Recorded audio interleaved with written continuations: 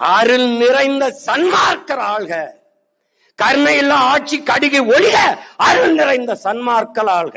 இதை நல்லா கவனிச்சுக்கணும் என் உடன் பிறந்தார்களே. நம் தாத்தனுடைய சத்திய வார்த்தையில இவ்வளவு வாங்கிக்கணும். தெருள் நிறைந்த நல்லோர் நினைத்த அருள் பெறுக, நினைத்த நலம் பெறுக. தெருள் நிறைந்த நல்லோர் நினைத்த நலம் பெறுக, எல்லோரும் இன்புற்று வாழ்க இசைந்து பாடிய மகான் வள்ளலார் பெருமகனார். இதிலே நம்முடைய தாத்தா பார் அருளி செல்கிறார். அருள் திரு வள்ளலார் என்ன சொல்றார்? விரைவிலே திருவருள் பெற்ற செங்கோல் ஆட்சி தமிழர் நிலத்தில் வரும். வள்ளலார் மகான் அருளிய அந்த திருவருளின் ஆட்சி பெற்ற செங்கோல் ஆட்சி தமிழர் நாட்டில் வரும். எப்படி? விரைவில் வரும்.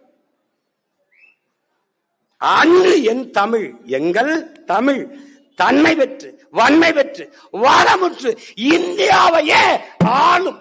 எப்படி சொல்றாரு? எப்படி சொல்றாரு பாரு, இந்தியாவை ஆளும். இப்ப தெரியுதாடா அவர் பேசிய தேசியம் தமிழ் தேசியம்னு?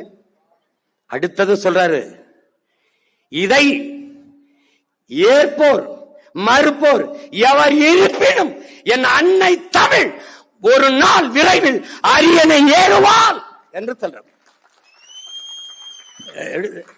இவன் ஏற்கிறா, அவன் எதிர்க்கிறா, அவன் மறுக்கிறா, அதை பத்தி கவலை அல்ல. அவள் அரியணை ஏறுவாள். ஏன்? தெய்வ திருவருள் முன்பு சின்ன அரசுகள் எதிர்ப்பு எடுபடாதுங்கிறப்ப. யாரு தெய்வ அருள் பெற்றவன்?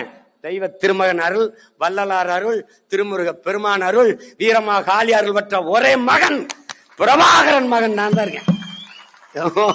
ஒன்னும் பண்ண முடியாது. நீ